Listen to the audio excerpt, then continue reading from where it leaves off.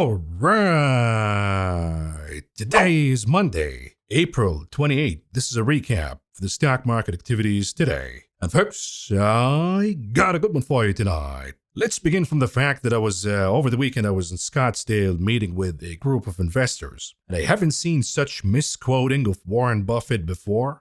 They're talking about, Warren Buffett says when there is blood in the streets, you buy. And I'm like, honey, if you think this is blood in the streets, you haven't seen a real market yet. I don't think Uncle Buffett is looking at all of this and saying, yeah, there's a lot of blood in the streets and fear. I'm going all in to buy. I think Buffett is waiting for rivers of blood in the streets. And maybe this is what he sees. And perhaps the man's actions speak louder than his words. We'll talk about that in a minute and explain to you exactly what Warren Buffett said, and most importantly, what Warren Buffett did not say. More on that in a minute. But let's begin with the market today because it was sort of a roller coaster ride. We began the day moving higher, then dipped down in the red, and then by the end of the day, we've seen a comeback, and the market closed just a touch in the green. So a lot of folks are confused about what do we do here. Every time I try to chase a move, Mav, if for example, they say, okay, China called and we got a deal coming. Stock market goes up. Okay, now I'm closing my bearish bets, my puts, and I'm switching to calls or buying stocks. And next thing you know, the market goes down again. And then I switch my bets to puts, and I open some short trades and close my longs and close my calls. And then next thing you know, they give us another pump and the market goes higher again. So what do we do? How do we manage all of this? I will give you clear guidelines and strategies, and I've been giving you that. Unfortunately, a lot of you don't listen. So I'm going to stress on that again in a minute. But why was today's market action a little bit of a confusion or roller coaster? Because it was all about the market maker. See, in the aftermath of, I would say, a surge in volume last Friday in OPEX, of course, options expiration. The follow-up on Monday came with lower volume. So the market maker wanted to neutralize a lot of positions that were opened on Friday's session. What they did is, in the beginning, by dropping the market down, they've accommodated some of the puts and zero DTEs and scared out the call options holders out of their positions. And then, before the end of the day, as more traders began to assume that the market is going to go down and they opened puts, zero DTEs specifically, the market maker moves the tape back up to screw up with all of these put options holders and buyers. And now that they scared out the call options buyers, they have no obligation to worry about. And the end result is you see both the calls and the puts lost money today. So this is what today's action was all about. But folks, let's begin with a macro coverage and then we segue to the market again. Because your boy Scott Bessent is losing his mind. We thought this guy is going to be the most rational player in the Trump administration. If there's any reckless policies, he's going to stand up and put an end to that. And maybe we've seen some of that a little bit, but he's becoming a mess. If you noticed in his interviews, he can't speak, number one. It was a big mistake, this Chinese escalation, because they're playing with a pair of twos. We are the deficit country. So what do we lose by the Chinese raising tariffs on us? We export 1/5.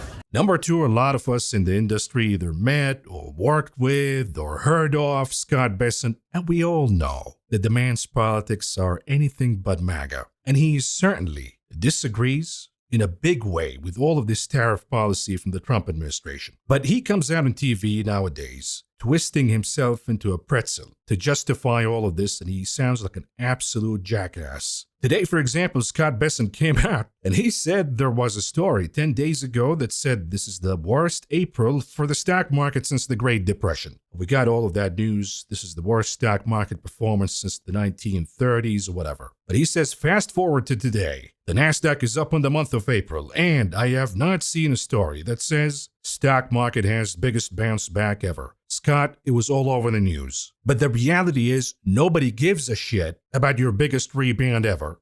And thank you, by the way, for doing that, because somebody had to put an end to this stupidity. And you did that, Scott Bessent, by going to your boss and you said either me or the tariffs. One of us are going to stay, because I'm not going to sit here and watch the bond market crash. I cannot justify that. And Trump, of course, reversed, aka folded, and canceled the tariffs, pausing them for 90 days. And that was the Bessent rebound. big rebound, and then we lost most of it. Now we're coming back. But Scott, the headlines were there that we got the biggest rebound ever, but nobody gives a shit because when you crash the stock market down and then you give me a rebound, even if it is the biggest ever, it's just a tiny drop in the bucket in comparison to the crash that we've experienced. Most folks are down year to date. Most folks, retirees, 401ks down big now. And you want them to thank you for the little rebound that you gave us? Come on. And oh, by the way, remember all of the talk that we got last week of, oh, China called. Wait a minute, there's a deal coming with China. Xi Jinping is going to come down and bow down to us and accept all of the terms. Then China said that we never called. Nobody called. We don't know what he's talking about. And this is exact replica of the 2018 episode when the market was crashing and then Trump came out and said, oh, China called. And then China came out a few minutes later said, dude, we don't know what he's talking about. But this time around, we got Scott Bessent, who said he's unaware of any U.S.-China tariff talk, despite Trump's claim. And I think soon enough, Bessent's going to quit. That's my prediction. I don't think he's going to last. He already picked up a fight with Elon Musk and dropped a bunch of F-bombs all over the place, and everybody heard that. The Italian press heard that. It was an embarrassment. So we know that Bessent now is 100% dissatisfied with Elon Musk. And he's also dissatisfied with Trump. How long will this guy last? I don't think too long. And on top of that, Bessent came out and said that it is up to China to de-escalate trade tensions. Wait a minute, you're the one who folded. You're the one who backed off all of the fights with other countries. And you guys been saying throughout last week that, oh, we're open, we're going to be lenient, we're going to be open-minded, we're going to be nice to China, suggesting that we're beginning to capitulate and accept the reality. Because China came out and said no talks unless the tariffs are removed. And now you come out saying that, oh, it's up to China to de-escalate the trade tensions. They told you they're not going to reach out unless you back off the tariffs, unless you cancel the tariffs. Then they will talk. So what is it, Scott? Are we just going to wait here, game with chicken, or wait who's going to capitulate first? The guy who has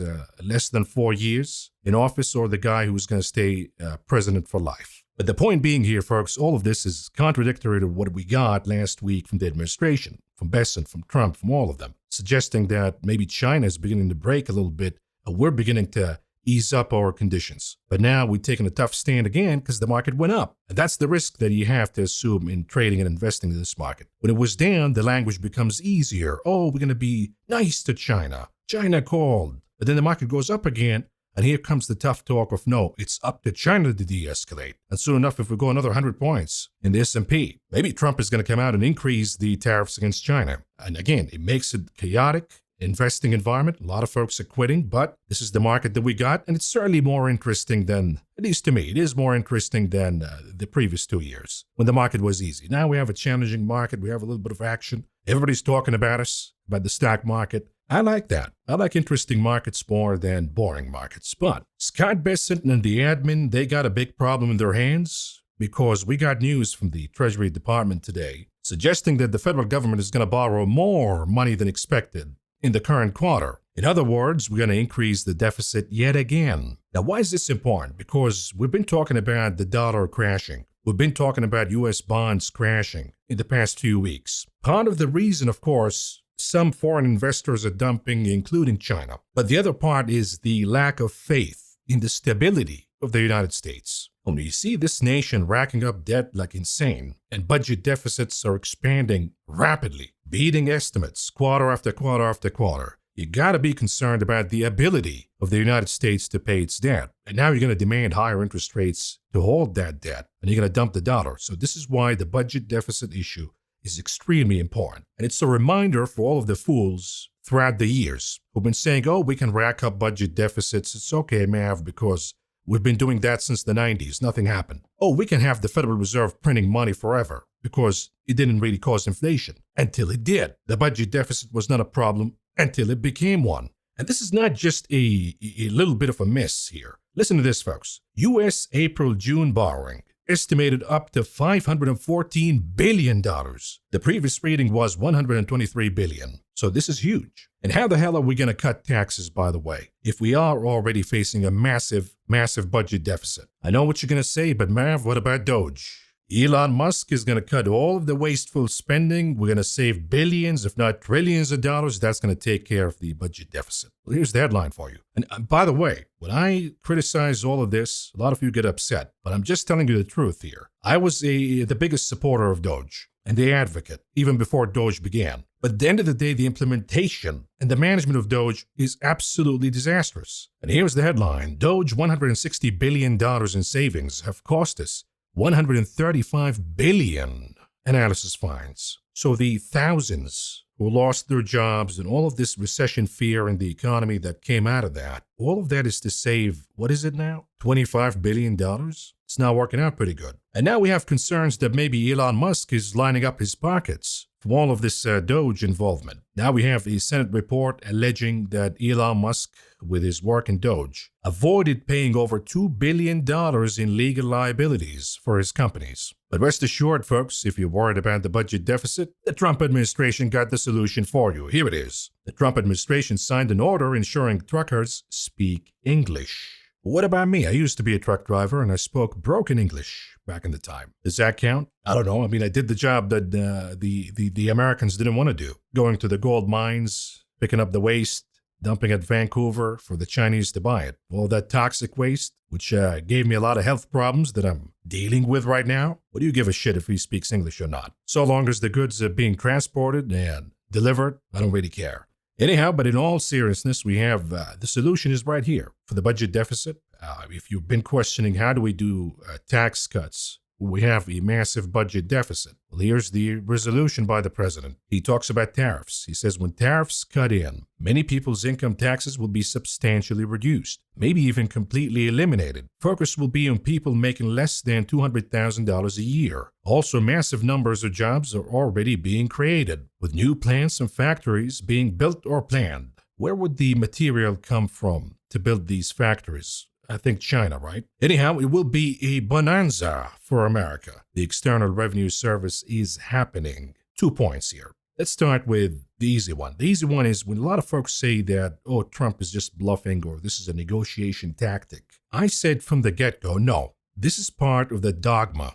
This is part of Trumponomics. It's been the way since the 80s. He's been consistent. To his credit, he's been consistent on this issue since the 80s. I don't think there was a bluff. And when he came out before the elections and he said that there was a tweet and he was looking at the tariff revenue as part of the government budget and how it dropped down since the early part of the century. And he suggested that we have to go back to that. That's the moment when I understood that this is not a negotiation tactic. This is really, he's going to do this and he believes in it and he thinks that it's going to eliminate all income taxes. Why is that important? It is important because a lot of you who think that somehow we're going to have a tariff resolution or deal agreements with China or with any other country, Japan, Europe, whatever we want to pick. Whoever thinks that we're going to have elimination of tariffs altogether, you don't understand the dogma of this presidency. There is not going to be a deal. He wants the tariffs. He might reduce them, of course, because 145% on China is unrealistic.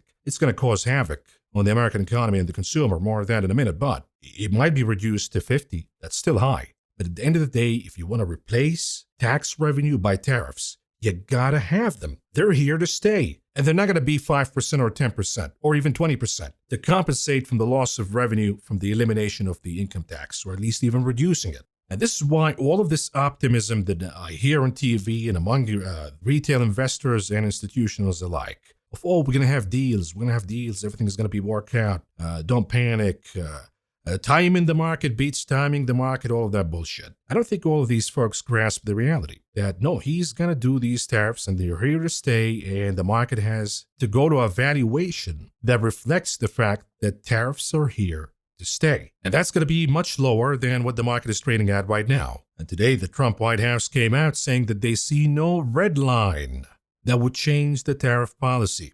Well, actions speak louder than words. We already knew what the red line is, which is the bond market. If the bond market begins to crash again, he's going to have to back off again. Otherwise, take the risk and cause a huge financial crisis. Another red line could be the fact that the polls are not looking pretty good. The headline over the weekend came out saying that Trump has the lowest 100-day approval ratings in 80 years. I know what you're going to say. You're going to say, but Mav, this is the biased media. Of course, they have negative coverage on Trump and all of that. So let's go with the Republican channel, Fox News, and look at their polls, because this is going to be really important. There's a point I want to make at the end on how it's going to impact the market. But on the question of President Trump's jobs performance, approve or disapprove, The overall, of course, 55% say disapprove. He scores pretty good in border security, so I think he should talk about that a little more than the other issues. But anyways, when you look at the economy, 56% disapprove. 56, that's huge. On taxes, 53% disapprove. On tariffs, 58% disapprove. On inflation, 59% disapprove. These are Biden kind of numbers, and he's already there within 100 days. The message is clear. We don't like the tariffs, and we don't like more inflation. Again, from the Fox News poll, views on Trump policies.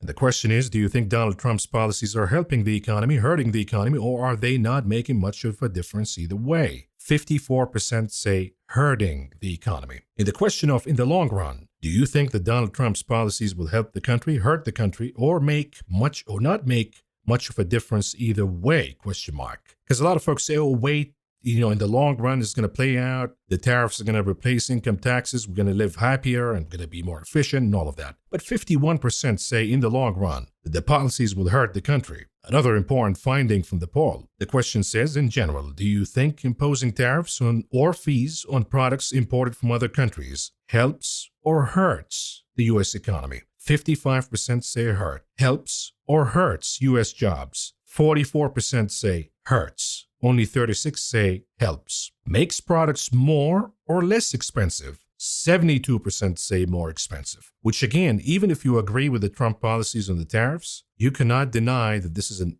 incurred extra tax on the consumer that will make prices go higher, that will make inflation worse. That's the reality. And again, I understand that some folks think that this is a national security issue. Even if it costs us more, we have to do it. Otherwise, China's going to take over. Got it. But we cannot deny that the tariff policy will lead to more inflation. Why is inflation important? Because it is the top concern for voters. And it was the top concern in the elections. That's why Biden lost. And everybody thought that Trump is going to fix it. Now we realize that Trump is going to make it worse. The most important issue to voters, 82% inflation and high prices. The stock market, by the way, comes at the bottom. Economy entering a recession less than inflation. So if Jay Powell is looking at the poll or Trump is looking at the poll, you got to remember the duality of the risk, at least from the Federal Reserve's perspective. Do we fight inflation? Do we fight recession? Because if you fight recession, by cutting rates, inflation goes higher. If we tackle inflation by increasing rates or keep them as they are for longer, the economy is going to dip into a recession. Well, the voters say, I'm worried more about inflation than a recession. So in the fight between Powell and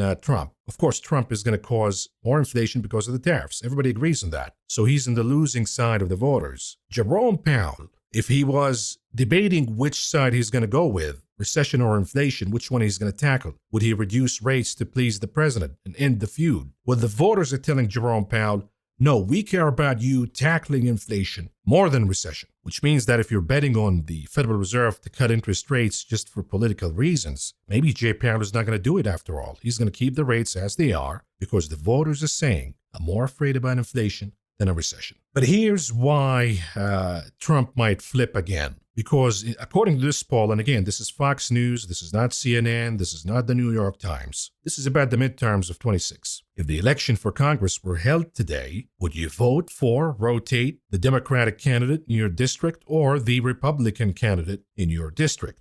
I want you to look at independents. Those who say we're going to rotate to a Democratic candidate, 40% of independents say they're going to do that. Rotating to a Republican candidate, only 18% of independents say that they're going to do so. In other words, of course, the partisan lines are clear. Democrats will vote for a Democrat, Republicans will vote for Republicans, got it. But independents make the difference. And if they're going to lean Democrat, then a lot of Republican politicians will begin to complain. It ain't going to be Scott Bessent alone. A lot of governors, a lot of senators, a lot of Congress people are going to come out and complain to the administration that, wait a minute here, you're costing us our seats by the tariff policy. Would that kind of pressure from the party lead the president to back off the tariff policy once and for all? I don't know. Maybe he will. Maybe that's the red line. But as I said, it's part of his dogma, and he's not going to back off. He truly believes that tariffs are good. But the problem with tariffs, folks, they impact the poor more than the rich. It's taxation that falls, the burden off falls more on the poor than the rich. The income taxes, it's the other way around. The heaviest burden on the highest earners, not the lowest. You can see the illustration right here. For example, Shein, Chinese platform, commerce platform that a lot of,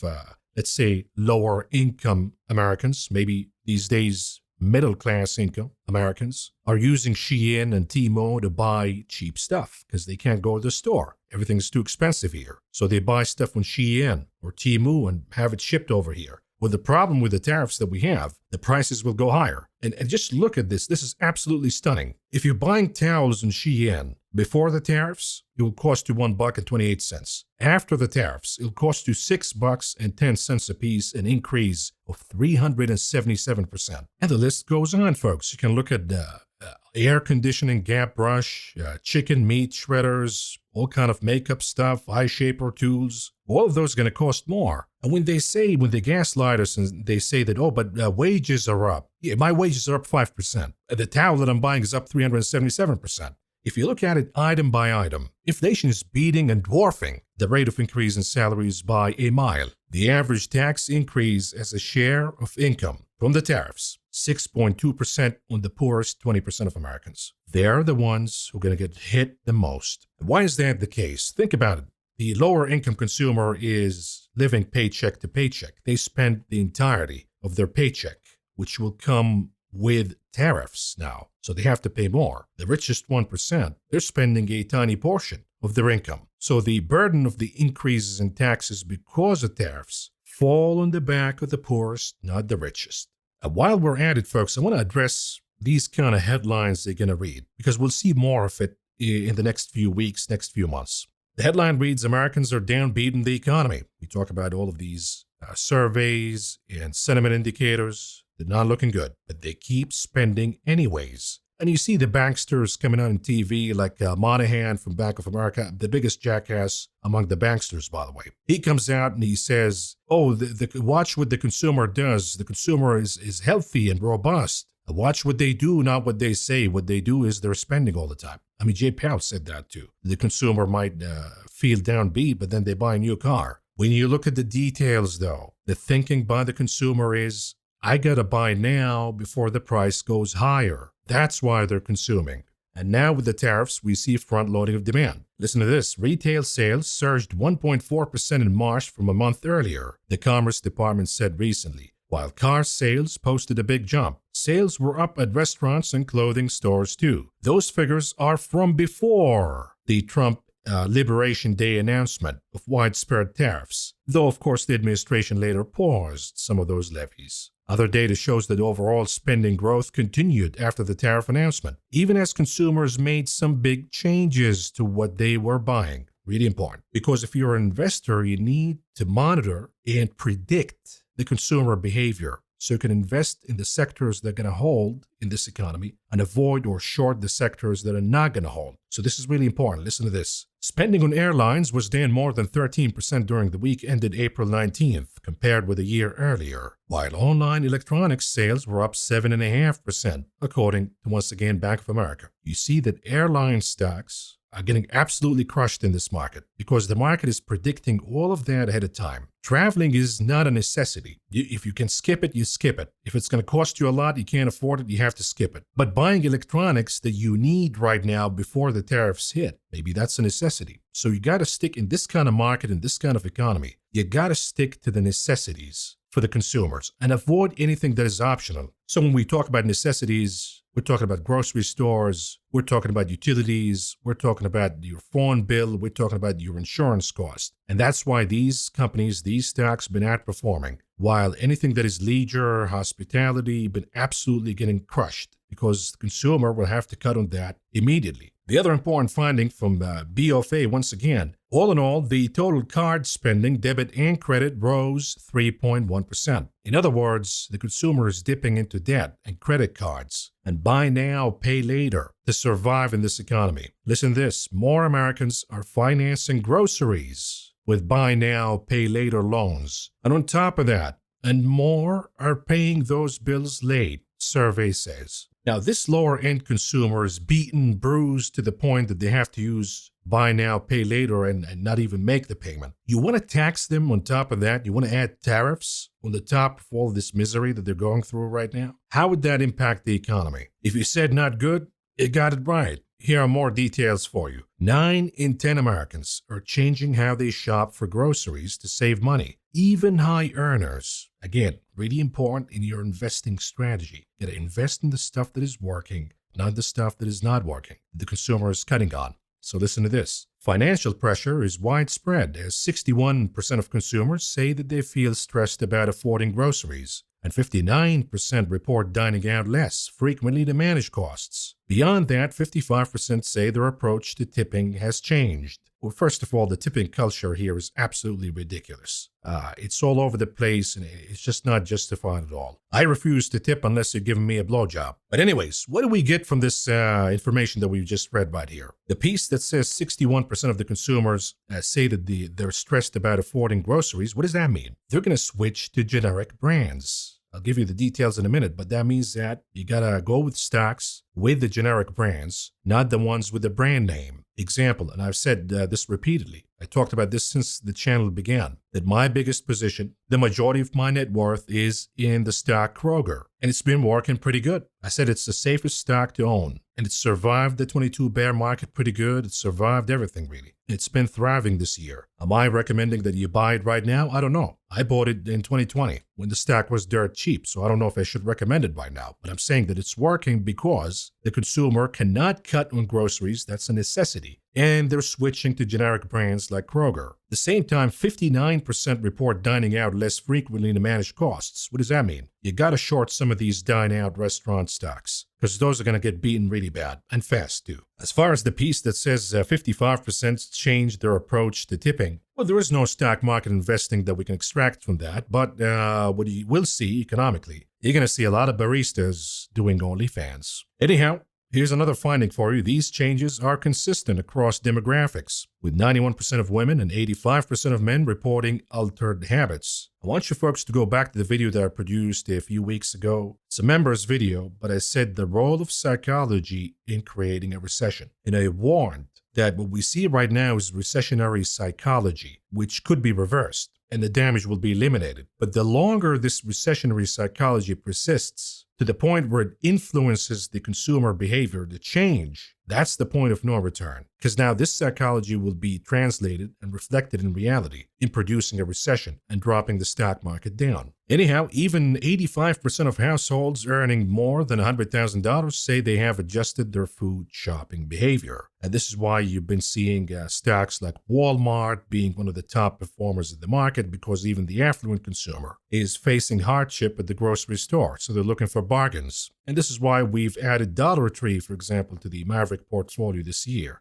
because a lot of folks will have to downgrade all the way down to the dollar stores. They got crushed under inflation and all of that, but at this point, since they're really low valued, you can see a lot of the lower income consumer having to shop at these dollar stores. Anyhow, we see this dynamic also in the information that we get from credit card companies, that the majority of Americans are now beginning to suffer. And this is an economy right now that pretty much held by the 1%. And the problem that I see with all of this is we're kind of thinking that the economy can survive without the 99%, to the point where companies are now saying, let's depend on the 1% alone, and who cares about the rest? Well, that's going to sustain until it doesn't, because you need the majority of participants in the economy to feel good and do good, not just the 1%. But you see it all over the place. The airliners now catering to the 1% because, hey, we can charge them more, and who cares if the planes are empty or not, so long as we have a few seats that are booked and they paid more for it, they paid for the other seats, the affluent consumer doesn't give a shit. So we're going to just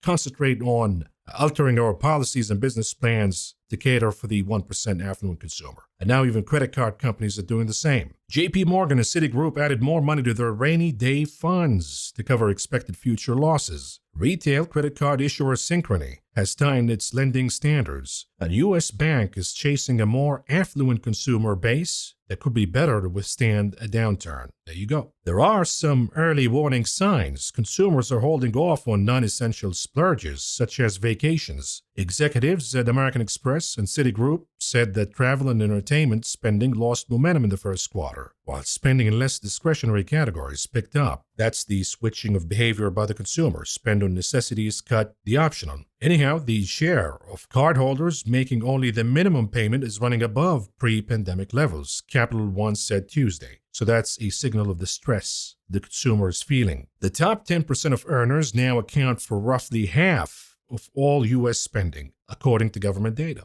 Everybody ignores the plight of the poor and the middle class. So long as the affluent consumer, the spoiled brats, are doing okay. Come on, you can't keep an economy like this. On the other end of the market, credit is becoming harder to get. Synchrony reported a 3% drop in active accounts and a 4% decline in purchase volume in the first quarter, as it pulled back from riskier borrowers with lower credit scores. Here's the contrast. Meanwhile, issuers that already cater to high-income consumers are seeing steadier performance. American Express reported a 7% increase in U.S. consumer spending in the first quarter and said that the trend continued in the first 12 days of April. The company also reaffirmed its guidance for double-digit revenue growth this year. Does that mean that you should invest in American Express? Not really. I'm actually shorting the name. Why? Because the affluent consumer is really sensitive to the stock market. They will spend now more, of course, because they're trying to front load before the tariffs. But if the market continues to go down as we expect it to, they're going to back off spending. And they back off rapidly. They're really, really sensitive to the stock market performance. And we're going to tie in the conversation right now between the macro that we just talked about and the stock market. But another piece of information, perhaps more local here in Las Vegas. MGM laying off all concierge staff at all Vegas resorts except Aria and Bellagio. So these are the two that cater to the wealthy, right? The high rollers. But they're closing the buffet at the Excalibur, which, again, I mean, they should just tear this whole thing down. The circus too. I mean, some of the casinos shouldn't exist, really. Because you go to one of these Excalibur or circus and you're going to catch airborne gonorrhea. But anyways, they also cut parking staff due to lower visitor counts and demand. The golden age continues. Now, here's what I can tell you from Vegas over the weekend, because we had AC/DC in town and it was packed. People were all over the place. But the trend, all in all, with exceptions of these events, such as WrestleMania, what was it, a couple of weeks ago, it was packed all over the place. Although the tickets were ridiculous, $3,000 for shitty seats. AC/DC, lots of visitors.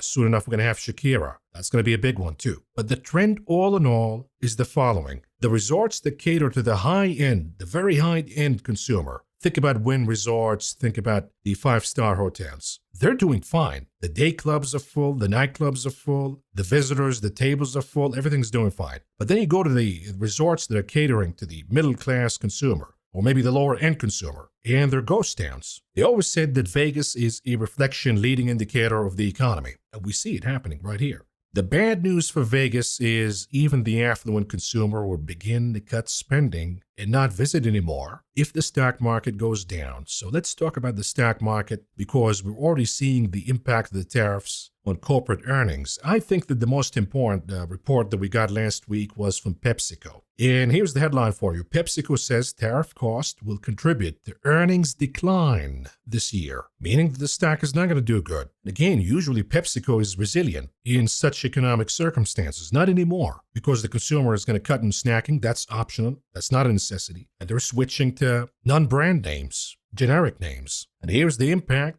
on the market by the tariffs. This is from Marko Kalanovich, who we used to criticize a lot in this channel, but then he woke up. He saw the truth. He saw the light. And he never flip-flopped, by the way, so you got to give the man some credit here. But he says bears don't show this chart to Trump. What is this chart all about? U.S. corporate revenue exposure versus U.S. exports to China. S&P 500 revenue from China is almost $1.2 trillion.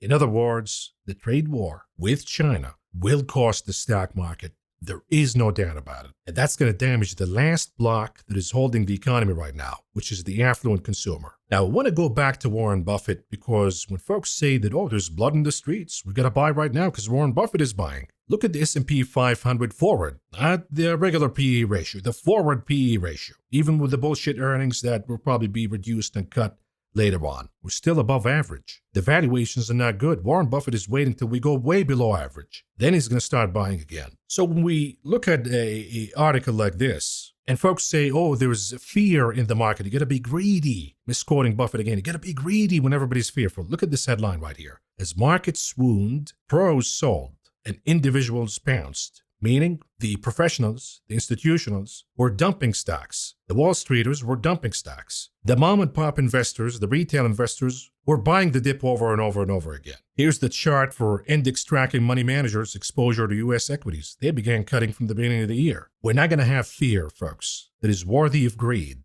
until we see fear among the institutional investor and the retail investor. Anyhow, in the market chaos of recent weeks, professional investors headed for the exits while individuals held steady. It is a dynamic that upends the conventional wisdom on Wall Street about how investors behave during market turmoil. So far this year, hedge funds have sold over $1 trillion more in shares than they have purchased, even as individuals have made $50 billion a month in net stock purchases with little interruption, according to J.P. Morgan. The smart dumps, the dumb buys. Continuing, as the pros sold, individual investors pounced. They picked up more than $4.5 billion worth of stocks and ETFs on April 3rd, post-Liberation Day, when the S&P 500 plunged almost 5%, making it, listen to this, their strongest buying day on record, according to J.P. Morgan analysis of retail brokerage data. Their commitment to stocks during the recent chaos is striking. In 2020, for example, some of the darkest days of the market were typically met with selling among individuals, according to J.P. Morgan. This time, there is evidence that everyday investors have become even more eager to buy than ever before. Exchange-traded and mutual funds tracking stocks, which are often owned by households, recorded around $50 billion in inflows in 1 week in early April, the biggest haul of the year, according to Deutsche Bank. Why do we see that? Because investors, retail investors specifically, became zombified. They did the stimulus and inflation and they gave us a bubble market. And for a lot of investors who joined the market after the pandemic, this is the first bubble they've seen. And they think that stocks only go up and every dip is to buy. But they haven't experienced, for example, the dot-com days, when stocks crashed, didn't recover until 16 years later. Some of them still didn't recover since the crash. And unfortunately, some of these investors are going to learn the hard way that sometimes you have to exit. Sometimes the party comes to an end. It always does. But it's not just the young investors. If you think that all of these retail investors are just amateurs, in their 20s and they're gambling with grandma's money, not all of them. Even the seniors are becoming stupid too. Listen to this. Arthur Conlan, a 67-year-old retiree in Palm Beach, Florida. He said that he was astonished to see the value of his portfolio drop so quickly in recent years. He has typically poured most of his investment money into the stock market and avoided bonds. So you got a 67-year-old who's acting as if he's 25. But that gave him little cushion during the sell-off. The aggressive selling that swept the markets made him uncomfortable and dinged his holdings like Apple. Still, he says he did not sell any stocks. Stocks only go up, bruh. Even if you're 67, right? You got one foot in the grave, and you're still acting cocky. And when these folks lose their money at this age, there is no recovery. You're going to be homeless. And they're going to cry and beg the government for bailouts, other taxpayers, to bail your ass out because you were not responsible. He says, I'm trying to be like Buffett, referring to the legendary Berkshire Hathaway CEO. You have to learn to be patient. So we got a 67-year-old who's still a moron. Just in case if you're, in your 30s and you feel bad about being a moron, relax. You got 67 years old, we're acting like absolute donkeys. And I said that repeatedly in this show, that I'm seeing extreme, reckless behavior by seniors. Again, one foot in the grave, but they're gambling in cryptos and chasing meme stocks. You think that's going to end pretty good? And he says, I'm trying to be like Buffett. But Warren Buffett sold his stocks. He sold Apple. He sold the index fund. He's raising $300 billion in cash and billions more in bonds, anticipating bad times. You might say, but how do you know, Mav, that Buffett is doom and gloom about the economy? I would say actions speak louder than words. When he dumps Apple, when he dumps the index fund, and he raises $300 billion in cash, what do you think the message is? Number one. Number two, when Warren Buffett is bullish about the economy, he does not hesitate to voice his opinion. He's the loudest guy in the room to say, you got to have faith in America, you got to have faith in the stock market, companies over time would do better, yada, yada, yada. But when Warren Buffett refuses to comment on the economy, That is a huge, huge warning sign. Why? Because the last time Warren Buffett was open about his negative views about the economy, he was right, by the way, they blamed the market flush down on Warren Buffett. He is irresponsible. How could he say that? He's scaring investors away, yada, yada, yada. So Buffett now doesn't talk about it. When he's bearish about the economy and the stock market, he doesn't talk about it. Listen to his recent interview with CBS. Take a look. As for the Oracle of Omaha, the legendary investor is now 94 years old, still chairman of Berkshire Hathaway, and still making front-page news. Every word he utters has the power to roil the financial markets. Can I just ask you a couple of questions about kind of how you see the state of the economy right now? Well, I think that's the most interesting subject in the world, but I can't talk about it. No, I really can't. So when he says, I'm not going to comment about the economy because he has negative things to say, that's a major red flag because this man is, again, legendary investor, the most accomplished investor in market history, really. Nobody comes close. And he doesn't have good things to say about the economy or the stock market, and his actions are speaking louder. Furthermore, what does Warren Buffett think about tariffs and the economic policies that we see today? Take a look. How do you think tariffs will affect the economy? I mean, tariffs are actually, we've had a lot of experience with them. They're an act of war to some degree. How do you think tariffs will impact inflation? Over time, they're a tax on goods. I mean, you know, the tooth fairy doesn't pay them. I mean, and see, you always have to just, and then what? You always have to ask that question in economics. Always say, and then what? So again, tariffs are taxation, but it is the kind of taxation that hurts the poor more than the rich. Now, let's talk about the market that we have right now. How do we deal as traders, as investors with the market that we got right now? Today in the morning brief in Discord, I gave my viewers a rebound checklist. If these conditions hold, then you got to trust the rebound in the market. You got to bet on it. You got to trust it. If these conditions begin to flip, then we got a problem. So let's look at these conditions. Number one, Dixie stability, US dollar stability. I notice that I'm choosing my words carefully. I'm saying stability. I'm not saying up. I'm not saying down. I'm saying stability. So you look at the chart of the dollar index here. Is it forming a bull flag pattern? You look at the MACD indicator. It's about to shift back to bullish. So we'll give it the benefit of the doubt that maybe the dollar is going to head higher. And why is that important for the stock market? Because if the dollar heads higher, then we relieve the market from the fear that we have dumping of the US dollar. So we can see the dollar also going down without causing a stock market downturn if the downside is amicable and within reasonable range. Like today, the dollar went down, but stocks went higher. We're talking about the consistent kind of selling that suggests that we have somebody dumping the dollar. So what we're looking for to trust the rebound and for the rebound to continue is dollar stability. Now, I have a line here of 98.963 basis points. If the dollar trades below that, then the prospects of a bull flag will be eliminated. I'm not saying that we're going to head down in the market right after that, but I'm saying the possibility of retesting the recent lows in the dollar is highly likely. And usually when you go down and retest a previous bottom, you're going to retest it, fail, and break it. And in the case of the dollar making lower lows, I think that's the point when the market is going to be rattled again. Now, the second item in the rebound checklist is gold pullback, which comes hand in hand with the Dixie. Why is that important? I'm looking at the gold futures chart, weekly chart, and I'm questioning here, did we see a topping candle last week? So far, we got no confirmation, but we know that gold has diverged a lot from the trend line and the 50 weeks moving average, and that cannot hold for too long. I think it's going to be bullish for equities if we see gold pulling back, retesting the trend line, perhaps the 50 weeks moving average. Why? Because outflows out of gold signals reduction of fear, especially if these outflows out of gold become inflows into the equities market. That's one of the most bullish signs, because folks are saying, okay, gold did its job when we had all the chaos and fear, but now the fear is not justified. Let me book profits from gold and rotate back to equities. Now, the third item in our rebound checklist is VIX 2 hours MACD. Now, this one might be a little complicated, but it's not really. We're looking at the 2 hours for a reason, because it's my favorite timeline to look at in the VIX. It is a leading indicator to the daily chart. And when we look at the 2 hours chart of the VIX, we see in the MACD indicator that it's now entering a bullish phase for the VIX, meaning bearish for the market, because it is trading positive. You see the green columns in the histogram? That indicates that the 2 hours chart time frame in the VIX is under a bullish or positive wave. And I said in the morning brief,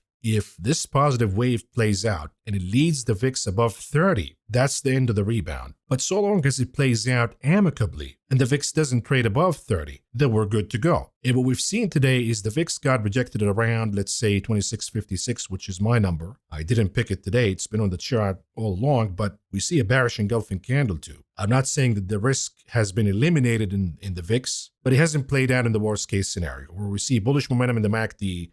We see the VIX blasting above 30. We haven't seen that, maybe yet. So you have to monitor that, because if we see the VIX popping tomorrow or throughout the week and passing above 30 and the 2 hours MACD becomes even more positive, say trading above the zero line, that's going to be problematic because that's going to indicate that the daily chart for the VIX is going to flip back to bullish. And if the VIX is bullish, then the market is bearish. The next item in the rebound checklist that we got is the HYG trading above the 200 days moving average. So if we look at the HYG, I would say this is probably one of the most bullish indicators for the market right now, because it is trading closer to the highs. It recovered a lot of ground. It is still under the 200 days moving average. I would say if it is above 78, the market is still good. If we break 78, then we can talk about being bearish the market again or opening new shorts. But what I would love to see, if I'm betting that the market is going to continue to go to the upside, is the HYG trading above the 200 days moving average. What is the importance of the HYG? If it trades above the 200 days moving average, then we have reduction in credit risk.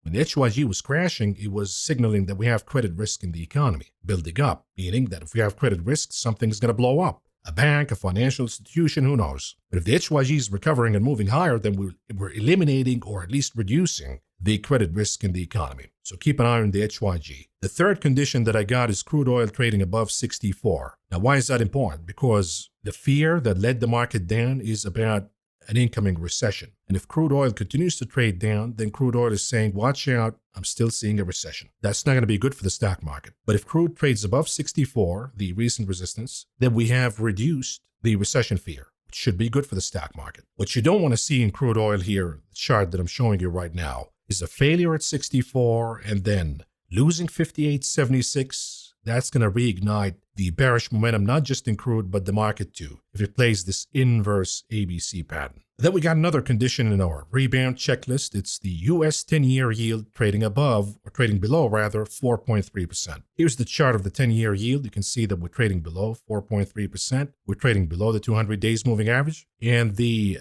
daily MACD is turning negative. So that's good for the market. Why is it good for the market right now? I have a contingency. I say for now. It is good for the market because when yields go down, it means that the price of bonds is going higher. In other words, the dumping of U.S. bonds has stopped. And that was a source of concern, that we see folks dumping U.S. bonds. The market was panicking. So if yields are coming back down, then the dumping, at least the worst of the dumping, is behind us now. The other point is, why do I say that trading below 4.3% of the 10-year yield is bullish for now? Because, as I just said, it reduces our fears about continuation of the dumping of the U.S. bonds. But if it continues to trade down aggressively, the 10-year yield, it means that we have a restoration in recession fear. And the market is now betting that the Federal Reserve will have to cut rates for the wrong reasons. So if you bullish the stock market, you got to see the 10-year yield trading below 4.3, but with stability. You don't want to see sharp moves to the downside. That's going to be bad. And the last item in the rebound checklist is BTC Bitcoin trading above the 200 DMA. And you can see the 200 DMA is in orange. We're trading well above. We have a bull flag pattern. We can argue that even if we go down to the 200 days again and we hold, it could be a breakout in an ABC pattern. Now, why is Bitcoin important? It is a sentiment indicator. If Bitcoin is trading higher, then the risk-on appetite is here, and that should reflect positively on the stock market. Now, if Bitcoin loses the 200 DMA, then we got a problem. But right now, Bitcoin is trading up, and I said in the morning brief, if you see these conditions playing out and holding, I don't care if the market pulls back in the morning, don't be sucked in a trap. So long as these conditions are holding, you got to trust the rebound. If these conditions begin to flip, then we got a problem. And you saw what happened today. The market went down initially, but all of these indicators were pointing positive. So what do you know? At the end of the day, the market came back up. If we look at the daily chart of the E-mini S&P 500 futures, what do we see here? We're trading above 5,300. That's the most important number. So long as we're trading above, we're good. If we break 5,300, then we got a problem. That's the point where we want to begin betting again against the market. But right now it is forming a bull flag pattern, and we could, keyword could, retest the upper Bollinger Bands. being around 5,700. So give it the benefit of the doubt, even if it pulls back all the way down to 5,300. It could be just making a higher low. You're not going to abandon your rebound bets and open new shorts or bearish bets until the E-mini futures loses 5,300. So what is the strategy, Maverick? Because I see a lot of traders in my Discord and otherwise being absolutely confused and making dumb mistakes. Some not dumb, to be honest with you, because the market is really hard. The difficulty level right now in the market that you're seeing is about 9 out of 10. So it is extremely hard. So I don't want you to be too hard on yourself, but you want to avoid doing stupid mistakes, such as going all in on a weekly call or a weekly put, and you're expecting that's going to play out. I suggested the strategy of longer dated puts, shorter dated calls. I gave you this trade last Monday for the members. I said I'm buying the 520 calls and selling the 530 calls. The expiration date is April 25, which is last Friday. So I'm opening a call debit spread with the expiration date of the 25th of April. At the same time, I got the 500 480 put debit spread for the expiration date of May 16th. And all in all, the trade cost me about $800 a piece. Expensive, sure, but when you have the market yo-yoing back and forth without a break out of a range like we have right now, it becomes not so easy to bet one way versus the other. You got to have both exposures. Now that the way is open, you know that we're above 53, you got to concentrate more on upside bets, not downside bets. But this strategy, if we fast forward, the S&P closed well above 530 last Friday, so we captured the full $10 out of the call spread, meaning that if you left the trade as is, the $800 that you invested now became $1,000 a piece. So we got a 20% gain right off the gate. The 500 480 puts last Friday at the end of the day were still worth about 80 cents. So you still got 80 cents on top of the 1,000 that you got, your principal, and $200 of profit, of course, the 20%. But you have $80 left in the 500 and 480. You could have closed that, booked it. Of course, if you're more disciplined, you could have closed that earlier in the session and booked yourself about $2. So all in all, your gain would have been $1,200 a piece. But even if you did the 1,000 alone, you did pretty good. So this is a strategy that I suggested last Monday, and it played out pretty good. Now, on Friday, I was on the plane, and I almost missed it because the Wi-Fi sucked. But this is Pacific time, 12:57. So you got 3 minutes before the close. I shared with you the trade, the last trade of the day. And in essence, it is opening a call credit spread with the expiration date of today, and then opening a call debit spread for the expiration date of Friday. So what we've done is we sold the 555 calls on the SPY with the expiration date of today, and we bought the 560 calls. And then we bought the 555 calls for the expiration date of Friday, and we sold the 560. All in all, it cost us about $1.20 a piece. We know the SPY closed below 55 today, so the credit is now captured from the credit spread. Now we got to rely on the SPY to make another move higher, and the trade is going to be handsomely profitable because you got the 55 calls for Friday. That's going to appreciate in value. By the way, let's give a shout out to the viewer right here, Monibs, because he did catch the trade. Maybe he has the fastest fingers on the planet because in 3 minutes he did the trade. And today he closed the trade altogether for a 25% profit. So you could have just closed it today. Even though if you look at the value at the end of the day, the value of the contract that is left from the four-legged trade, the 555 calls 560 call debit spread, is now worth about $1.90. So we're sitting at profits from 120 to $1.90, and I think we'll net even more profits. So these strategies are really important, folks, in a market like this. And I guide you step by step. At least I try on Discord, on the shows every day. So this is why I encourage everybody to at least consider joining us as a Maverick member. Check out the links in the description. We still haven't raised the prices, folks, so take advantage of that. And you'll see that most of you are benefiting from the information that I'm spitting out. Now, moving on to the conclusion of this video, what do we have on the economic calendar tomorrow? We got the advanced U.S. trade balance in goods. That's going to be important because we got the tariff and the trade war, so we want to see the impact on retail inventories, wholesales inventories. We also have the Case-Shiller Home Price Index. This is a lagging indicator, but also important. We have to track it all the time. We got consumer confidence. That's going to be a big one because consumer confidence has been moving the markets as of late. And of course, that comes on top of job openings. Now, what do we have on the earnings calendar, which I think more interesting than the macro calendar? We got plenty. We got companies like Visa, Coca-Cola, Bookings, Pfizer, Honeywell, Spotify, Starbucks, Mondelez, on top of Sherwin-Williams, UPS, really important, Regeneron, PayPal, Royal Caribbean, Hilton, General Motors, and many, many more. So beginning to get into the depth of earnings season, and every commentary, every warning, every good news will count from these companies. Now, before we go, folks, thank you for joining us tonight. This video is made public because we haven't made a video Sunday since I was traveling. So if you happen to be a member of the channel, rest assured I owe you a video. And I'm going to release a video before the open tomorrow that will cover the charts for international markets. So we're going to look at international ETFs because there's all of this talk about foreign investors leaving the US. Where is the money flowing to? That's an important question. And do we see these charts as sustainable? That could be the opportunity. As the US goes down, there's always another opportunity. Could it be in a certain international market? We're going to discuss all of that, and the video will come out before the open tomorrow. So be on the watch out for that. But folks, thank you again for joining us tonight. If you found the show informative, please return the favor by pressing the like button, subscribing to the channel, leaving us a nice comment, and better yet, join us as a Maverick member, either here on YouTube or Patreon to access the daily show, Discord benefits, and many more. The links are in the description. But folks, this is all I got for you for tonight. Thank you for listening. Thank you for watching. I appreciate and love all of you. I'll be talking to you again tomorrow. Good night. Look at these people wandering around with absolutely no idea what's about to happen.